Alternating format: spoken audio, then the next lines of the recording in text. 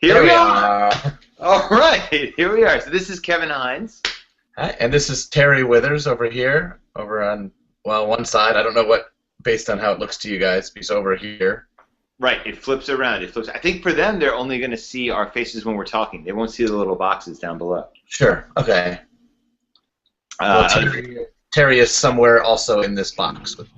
That's true. That's undeniably true. Undeniably true. How's everybody doing? Yeah, we're doing crowd work tonight. We're going to start off with some crowd work with the remote audience. How are you? What's going on? Yeah, how's everyone feeling? Hope everyone's feeling good. If it's a rainy day here in New York, I don't know what it is around the world. Who's got like a story? Who's got like something that happened to them today on their way to their computer terminal? Quiet crowd tonight, Terry. It's a quiet crowd. I like it. I like that. It means to me that they're thinking. Sure, they're watching us closely. Mm-hmm. They're into it.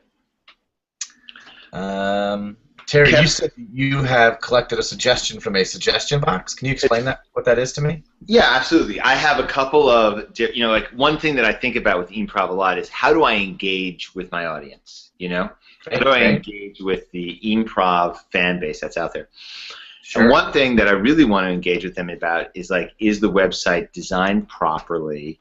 Is this the way the website should be functioning? So, I set up a suggestion box like months ago to like sort of say like, hey, you should have this kind of page, or you're using this feature on your website incorrectly, that kind of thing. And instead of that, I get improv set suggestions through that box. Great. Yeah, so fantastic. Do you know when they come in, or is it just now you just have a pool of suggestions, or do you know like this one came in the last 20 minutes, or? Yeah, well, believe it or not, I do know when they come in. They're timestamped or something? Yeah, well, they just come to me as an email, so the email's timestamped. But it isn't robust enough that I'm getting them every 15, 20 minutes. It tends to be like 2 a day. And it's never like when you think they would be. Like I get one at like 12:30 in the afternoon, that kind of thing. When like no shows are going on. Yeah, normally when no show's going on, someone comes onto the website and sends over a suggestion. I submitted one once. You did? What did you suggest? What did you submit? Do you remember? I forget what I submitted. That'd be interesting to see. It was last like Thursday or Friday, maybe. Okay. Yeah. Was it handkerchief? Was it handkerchief? Maybe. Okay. I have no idea. I did a set based off of handkerchief last night. I could send it to you. You could see how your suggestion worked. That's great. Well, I think we've warmed this crowd up. They're warm, but I want to mention one thing because it's on my mind and it's exciting to me. Sure. We have a message board on e-mprov.com right now, and it is like going through the roof. People have discovered this thing and they're using it to connect with each other. And Alex French had this idea that maybe people could start maintaining their blogs on the message board, use a thread of the message board as their own blog, and start blogging on our message board. And I would love that if people started doing this. I just wanted to throw that idea out into the internet. I see. See a couple of threads here already. Improvising with robots. Mm-hmm. That's right. That's a big deal. Should sets be left up? 140 views. That's popular. That's big. It's a big time one. Probably the next most popular is, look, I added a message board.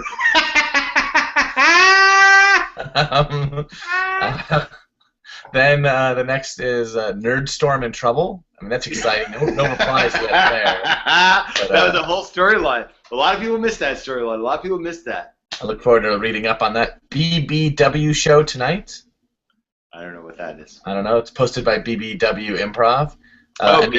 Big beautiful warlock out of Texas. Go on. Okay. And here's one that I'm really excited to read. Message board more successful than hoped. So that should be a really fun one. Yeah, there's a lot of great messages. I want people to get involved. Like, don't feel scared like you can't get involved in the message board. You can be a part of this. You can be a part of that. It's open to everyone. It's an inclusive environment. Yeah, totally inclusive. No one is turned away. That's right. Worst case scenario, you can improvise with robots. If you're just like scared that you're scared to talk in front of like a camera or something, you can just do it with robots. That's private. Yeah, there's a whole thread about it, so you can read up on it. That's right. All right, were you ready for the suggestion? I am very ready. All right. The suggestion is Latin. Latin. I didn't catch that. L-A-T? Latin. Latin. Oh, Latin. Okay. Latin. Okay.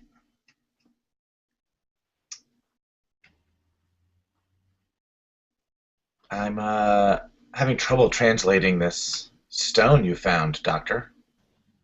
What's the number one thing that's troubling you about the stone? It feels like it's lewd. It feels like most of what's written is profane. Mm. You know? Yes. Like this symbol here on this glyph. It looks like either a penis or a very poorly drawn bird. It looks like a very accurately drawn penis. Huh. Now, if it's a bird, it translates simply to life. But if it's a penis, I believe it is just a penis. I think that's what it translates to. Any chance it's a penis bird? I mean, I haven't done research on that. I don't believe there were any penis birds, either in reality or in mythology, in their belief system. Mm. My family had a story about a penis bird. A personal oral history story you told each other? Part of our family myth. Doctor, tell me your bird penis story. I don't know if this could be connected to the ancient Mayans or not. I suspect probably not. Seems unlikely. You are not from... You mean your family grew up in... You spent a few generations in Ohio. Before that, your family was from France. Nowhere near the Mayan civilizations. And yet, the Mayans could cultivate bananas, which is a very difficult fruit to cultivate. And so could the Egyptians. And so there is suspected a connection.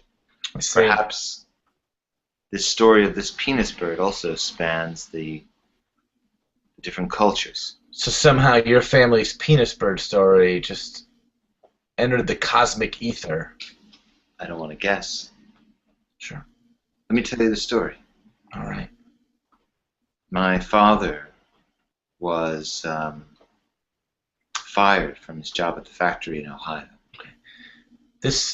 Is this part of the story, or is this part of the framework of telling the story? This is part of the story. He was fired and he got very drunk and he went out to a bar after he had been drinking at home. And when he came home, he said that he had had an incident with a penis bird, that he had been unfaithful to my mother, but that it shouldn't be considered a normal transgression because the bird itself was magical. There was no way he could resist. It's much more detailed than that, but that's the gist of it. I guess it was my belief this is an old story that had been passed down for generations. It sounds like a fairly recent story, passed down from your father to you. Yep, it comes from the late 70s. But, I mean, the sense my father got was that this penis bird, you know, this could be like, I don't believe in penis birds, that they exist, but what I'm saying is that the idea of a penis bird could exist in our collective unconscious.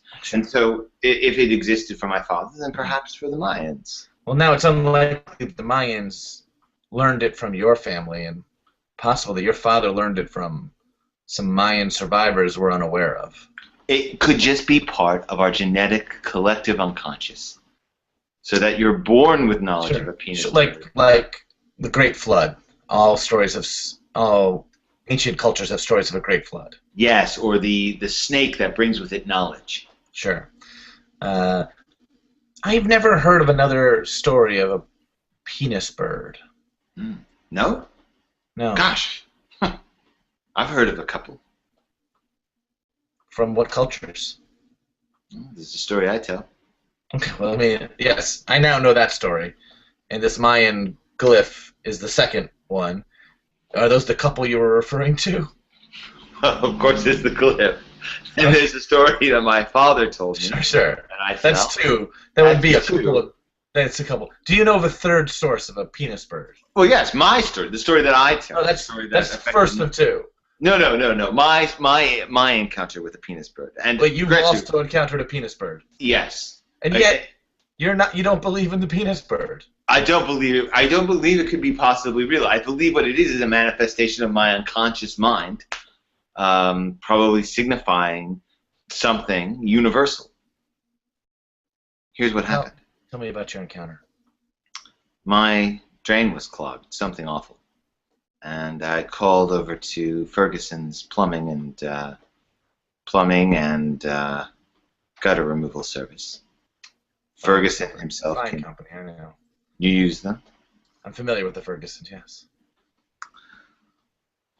Well, Ferguson himself came over and looks inside my drain, and then he says, "You see that? You see what's in there?" I look down, and out flies a penis bird. Giant. This was a giant. This was like a huge penis bird. And how long was it? How long was this penis? Very long. Very long and strong. The wings weren't larger than a normal bird's, but the body of the bird was gigantic. Mm-hmm. Then I was unfaithful.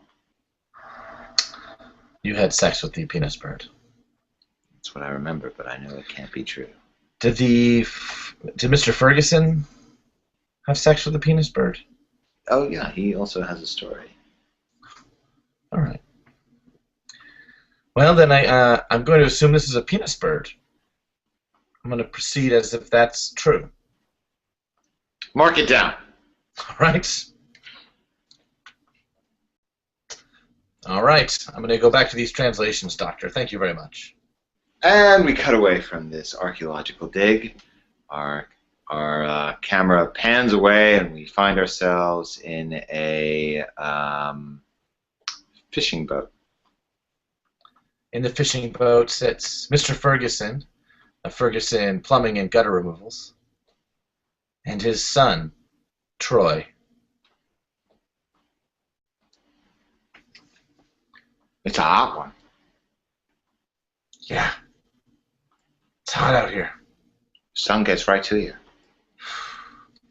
Sometimes vacations aren't relaxing. Day like this, it makes me wish I was at work. You know? Sure. Something to take my mind off the heat. Yeah. I wish I was in school. Sure. Ugh. Schools are air conditioned. It's great. This vacation is just, I'm sorry, son. I thought this would be a good chance for us to get away. It's just muggy, and it's hot, and fishing is hard work. It's so hard. It's really hard to catch fish. We have no experience catching fish. It was foolish to say. It just felt like a father-son activity. I keep cutting myself with the hooks. Sure. I mean, and I'm sure we're not baiting it properly. I don't think so. I mean, and we're basing it off of movies we saw and old television sitcoms, the old Andy Griffith shows that I'm basing most of my fishing knowledge on. I wonder if we're just trying to compensate. We're definitely trying to compensate. We are not close as a father and a son. No. No, we're estranged. I mean, things have been uncomfortable between us for a while. I mean, that's why I proposed a vacation, just me and you, and not with your mother, not with your brother, not with your sister. I feel uncomfortable around you. I feel like you're judging me in my clothes. I am judging you. I mean, You judging my clothes? I'm judging every aspect of you. I don't get you. You don't make sense to me. All right, Troy? Right? From I got you until you were like 4.5, and then you started being something foreign to me. Your brother didn't do that. Your sister didn't do that. They made sense. We're different. We're very different. You wear this Cleveland Cavaliers jersey. What's that? You're not on the team. You don't understand that I'm a fan of the Cleveland Cavaliers? You don't get that? I understand if your shirt said I'm a fan of the Cleveland Cavaliers, that would make sense to me. Your shirt says that you are LeBron James. It doesn't say that I'm LeBron James. It doesn't say that. It It's says LeBron. James on the back. Dad, You don't make sense to me, Troy. You don't make sense. Dad, you must know that people wear jerseys of famous athletes. You must know that. I know athletes wear them, and I don't follow sports, so I'm unfamiliar with what most I don't know what this LeBron James looks like. I just know your name is Troy Gutterson. You never seen people walking around in famous athletes' shirts? You never seen that? I've seen people walking around in athletes' shirts, yes, but for all I know, that's them. Oh my God, Dad, it's not them. How do I know? It's a thing that happens. It's a part of society. I've seen you out there playing basketball. Do you think you're LeBron James? No, I know I'm not. Are you delusional? I'm 5'8". I'm 5'8". I know I'm not LeBron James. Is that how tall LeBron James is? Is he a different height? He's much taller than that, Dad. So get you and your athletics. Why don't you read a good book? I read good books. I like Russian literature. Russian literature? Yeah, that's what I like. That's trash. You think that's trash? Russian literature? Dad, I don't want to fight with you. You should read porno magazines. Something smart. Like a Playboy. Or Penthouse. You know? I'm not saying the smutty stuff. The stuff with articles. Dad, I feel like you're just a bad. I mean, I don't mean to say this like to insult you, but I feel like you're a bad member of society. Like you don't really, like that's a joke. People say that as a joke. I read pornos for the articles. No one reads pornos for the articles. They read it. I do that. No, I have Dad. your mother tear out the pictures. No. I have your mother tear out the pictures so that she knows that I'm not being titillated by other women, and I read the articles. Dad, you gotta know that's abnormal. That's not what most people do. Everyone says they read those magazines for the articles. I took that on faith that that's true. No, Dad, they say it's like a joke. It's like a joke. It's like someone saying, "Is it hot enough for you?" You know what I mean? It's too hot already when you say that. If someone said, "Is it hot enough for me?" I'd say, "Yes, it's way too hot right now." Dad, Ugh, gosh, no sense. No sense of nuance. I don't get you, son. It's really hot. You didn't bring any water, huh? We're fishing. I was like, well, water is not a thing we'd need. I brought burgers. Yeah, for the grill. Yeah, I brought them out here on the boat with us. I'm parched, but I can't have another burger. Sure. I understand that. I'm bloated from burgers right now. I need water to help me digest the burgers I had. I don't want another burger. I don't want another burger. I didn't want the last two I had. I ate them out of the awkward silence. Hmm.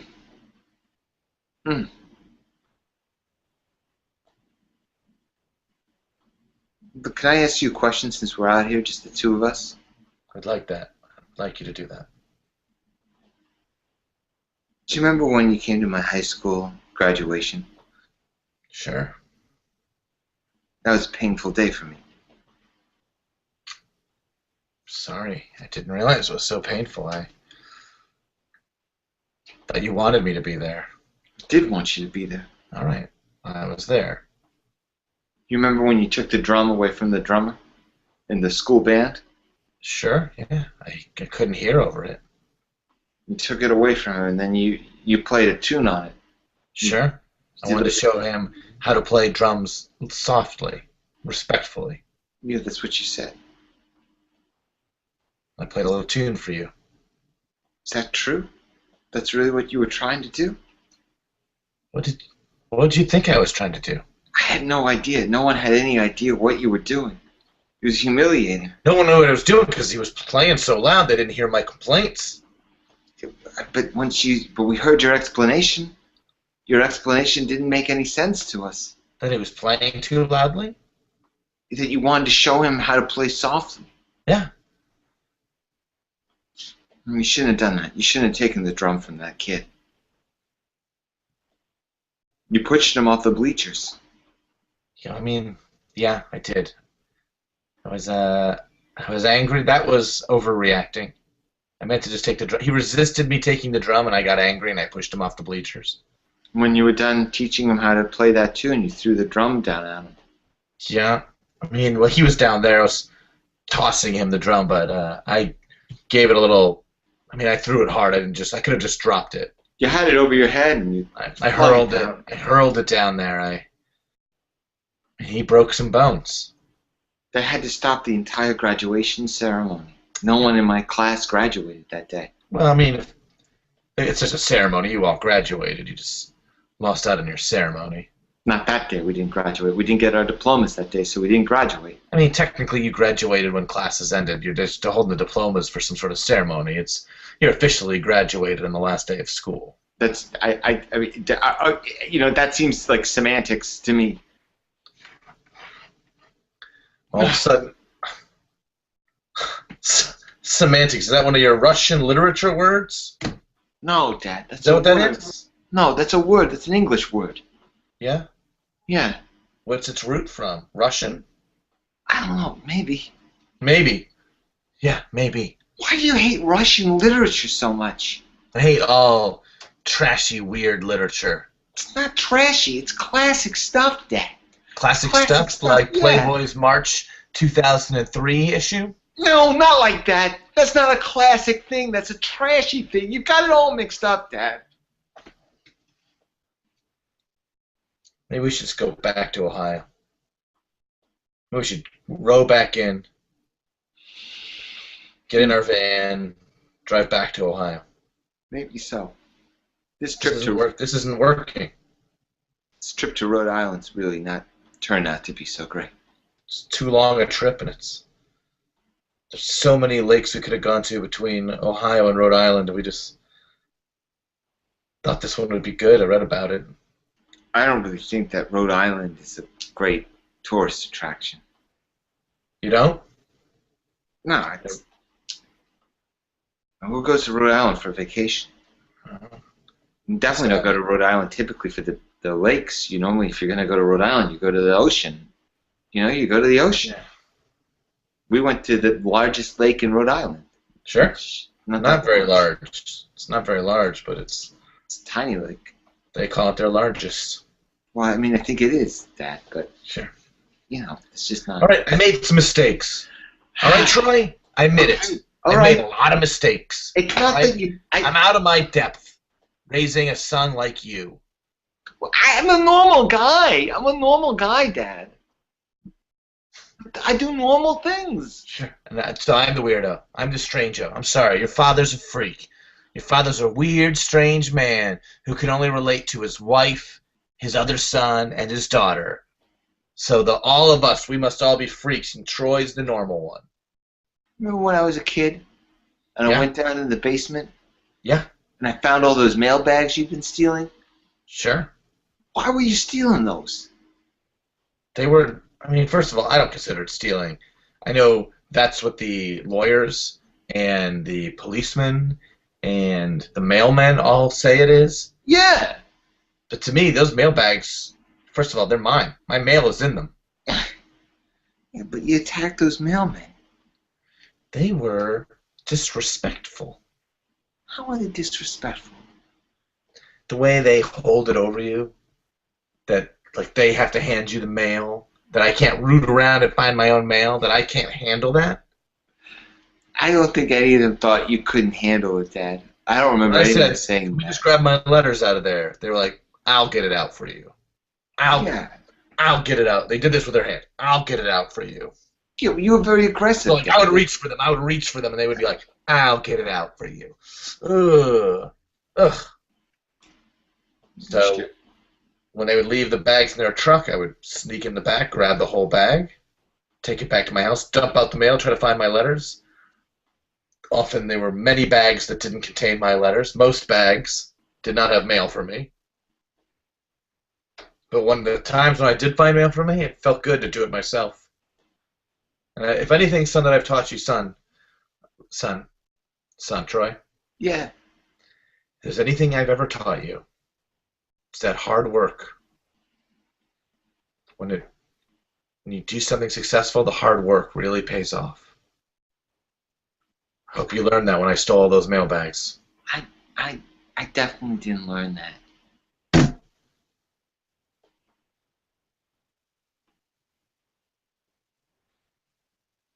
So this is my new office.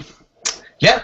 It's it's small, but it's got a window. So I mean, hopefully you'll be happier. We're really excited that you got the promotion, Jerry.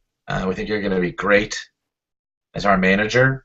The whole team. I was talking to the whole team. We were ecstatic when we heard you were the guy getting this promotion. I wanna switch some things up, change. Sure. Good. Yeah, get dirty. You know what I mean? Yeah, get involved. Get your hands in the carcasses. You know? I do kind of. Yeah. No, but this is your office, so no. There's a few offices we had to choose from, and we decided the small one with the window is better than the big one without the window for a guy like you. Well, I couldn't be happier. Sure. I know just where I'm going to put my things. Great. It's got a great energy to it. I can't wait to see what you're going to do with all these carcasses. I'm gonna. I mean, You got something for me? Well, give me a hint, Jerry. What's the first change? I guess one thing I'll say is you keep talking about carcasses. Sure, like all the carcasses we have out on our desks, right? Yeah. Oh, stinking up the place. Are you sort of like what are you referring to as the carcasses? Well, like the bodies of meat, the cows, the pigs, the John Does from the morgue. This is a publishing firm, right? Sure. Yeah, that's right. One of the best. We all have these carcasses. They're sort of motivational tools. Your predecessor, Harry. Yeah. Handed out. If you did like a good job, if you met your quota, if you got your work in on time, early, basically, you'd be awarded a carcass. And we got them all out there, and it's exciting. I guess I don't get. Did you notice that when you were coming in? You noticed when you were coming in? I didn't see. No, I didn't. I brought you in through the side entrance, but if you walked right through the main section, you'd smell it. You probably smell it a little bit right now. The window's open. If you close the window, you'll smell it. Hey, you know what? I feel a little awkward talking to you because I'm not sure. I know you're joking, but I don't know what kind of joke this is. I'm not. Jerry. I'm not joking with you, Jerry. Sounds like a joke. Honestly excited to have you in this position. No, not that. I mean, I know you're excited. All you guys are. I'm excited. Okay. I'm excited to start something. Well, new. that's not a joke. I mean, if you want the other office, the non-window office, we'd give that to you. It stinks in there. No, you're not getting it. Look, I'm happy in this office. I'm happy in this office. Great. No, what I mean is... Let's get to work then. Okay, but let me just clear this up because it's making me feel uncomfortable. What I mean is when you're joking about there being dead animal carcasses that were left on people's desks as a bonus for them doing a good job, what is that? A few human carcasses, but mostly animal carcasses, that's right. Did you say human carcasses? Sure, John Doe's, unclaimed bodies at the morgue that some of them are donated to medical schools, and we get a few here. I don't think that's funny. My sister was an unidentified dead person and was taken to a morgue and tested on because she died during a natural disaster. So I don't think that's funny to joke. And you found out after the fact? Yeah, we were able to identify her after the fact. So why are you joking about? Surely. I'm not joking. Trust me, if your sister was given to me as a reward for my hard work, I would honor her. It's not a joke. We don't laugh about it. You're not joking. I'm not joking. Dead human bodies have been. Take a moment. Stick your head out the door. I will stick my head out the door. Yeah, I'll look out the door. Go ahead and do it, Jerry. When I look out the door and I don't see dead human bodies on the desks, again, you and I are going to have a serious conversation. Okay. Because I don't think this is First funny. of all, if you glance out there, you're mostly going to see cows and chickens and pigs. There's only maybe 3 dead bodies out there, and they're way in the back corner. I don't understand your sense of humor, okay? I don't think this is funny. I don't know what you're getting so upset about. Well, because it's unsettling for you, this joke that you're telling about dead bodies being on people's desks. I find it very unsettling. I mean, I'll just look out the door. Yeah, I don't know why you haven't done that yet. Well, because I'm mad at you.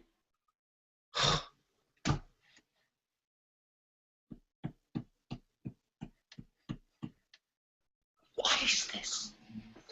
What is this place? As I said, it's a motivational tool that Harry had for us.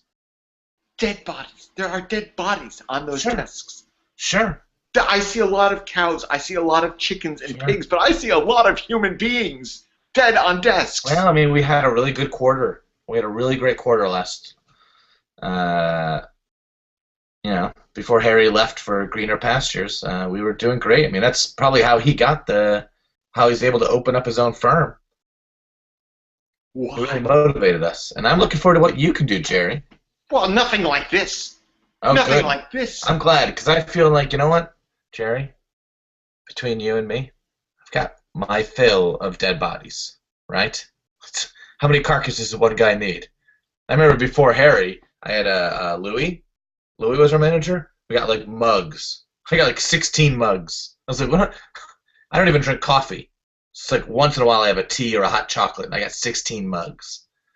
So when Harry came into the dead bodies, I was like, great, no more mugs. But now at this point, what am I going to do with all these pig carcasses, right? Right, Jerry? You're a monster. What?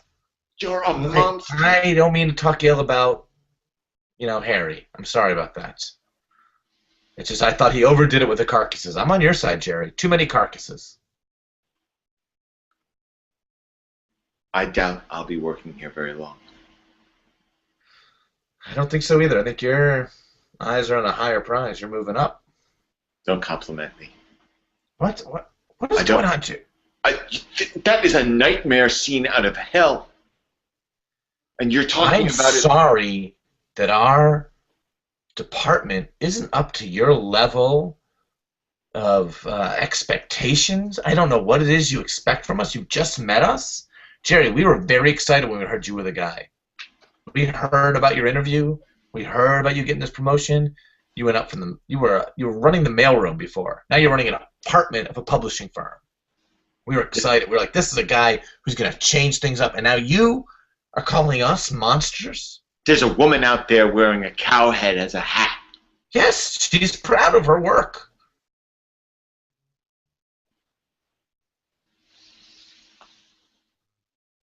Well, I guess whenever you have a first day, there's some learning curve bumps. Sure. Maybe I'm just having a tough time acclimating. That might be. Did this company send me the dead baby? I got a dead baby in the mail. When did you get it? 2.5 weeks ago. Had you been hired yet? Yeah, I had been hired. It was the day after I got my notice. Sure, that sounds like probably. It's probably not from the company. It was probably Harry, sort of a, welcome on board to the new hire. That is a monstrous thing to do, to send a dead child in the mail to someone who's not expecting something like that. That is monstrous. My wife had a heart attack and died when she saw that. Do you know that? My wife died. I mean, I'm ashamed to say I didn't even know you were married. We didn't know. I thought you were single. I thought you were a single guy. Well, I am single now. Sure, well, widowed. Widowed, yes. My wife was a heavy woman who ate a lot of red meat. And the stress of the dead baby in the mail. Sure. Doctor, I have another glyph. It's a glyph of it seems like a fat woman eating a dead baby. Now, she could be just eating a live baby, but there are X's where the eyes would be on the baby. Mm-hmm. As you see here and here. Yes. So again, this large woman she's wearing a T-shirt with a middle finger drawn on it. Mm-hmm. You see like a little fist with a little middle finger coming out. Sure. Feels very modern.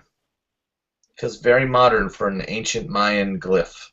To me, it draws images of the timeless myth. The timeless myth of the unhealthy wife who eats a baby and then screws herself in the process of doing so. I mean, I feel ignorant because that is I've never heard that myth, and doctor, around you, I always feel like no matter how much I learn, I've got a long way to go. 45 years in the field. And here I am just out of college, fresh-faced. Can't even identify these glyphs that are so obvious to you.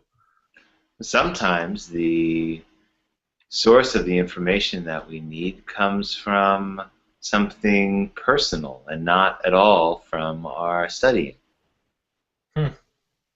So, for example, I know of the myth of the overweight, unhealthy wife who screws herself by eating a baby because that's what happened to my mother. Oh, I had no idea. Yeah. My father lost his job at the factory. Sure. And right before he got his new job, before he started his new job, a dead baby was sent to us in the mail, and my mother freaked out, and she was a very unhealthy woman. Mm-hmm. For some reason, she ate the baby in front of me. Ugh. I mean, when you're scared, you'll do strange things.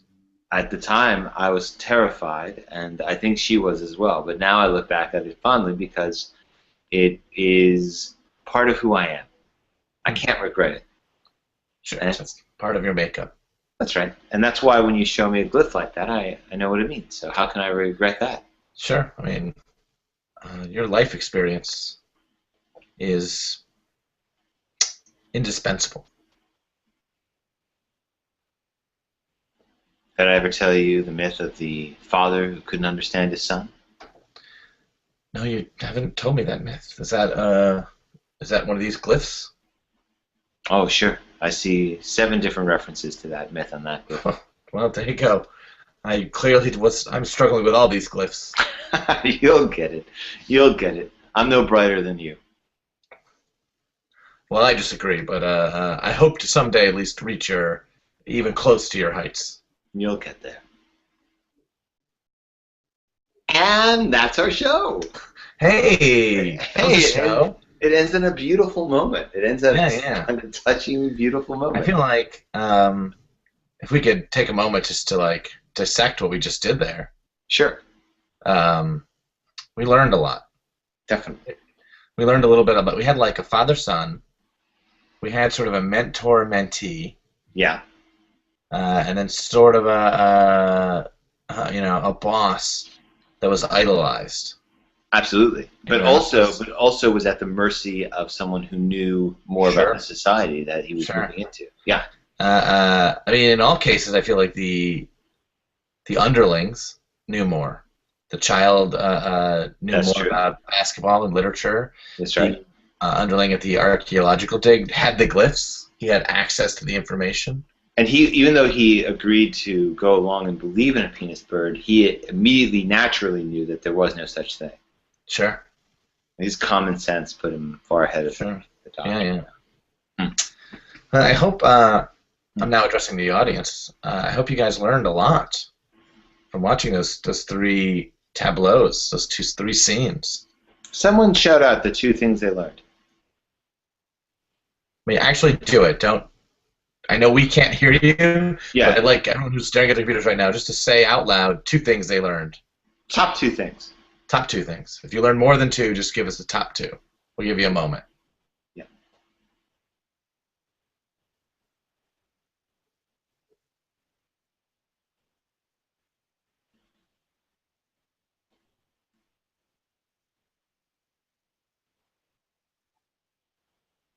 And it's probably enough time, right? Yeah, and feel free to use the message board to blog about the things you learned. Sure, I would post at least one of the 2 things you learned. Of the 2 you shouted out, now look back and pick the one of those 2 you liked the most. Yeah. And post about it. Well, I mean, don't just post one post, but start a blog about it on the message board. sort of conversation. It could be one thread about what did you learn from the Secret Improv Show. Yep. Yeah. We better start a thread. Yeah, we'll start it. We'll send it for you. Thanks for performing with me, Terry Withers. Hey, thanks for performing with me, Kevin Hines. We should go now. We should sign off, I think. I'm going to hit the crazy button that ends this broadcast. Great, let's do it.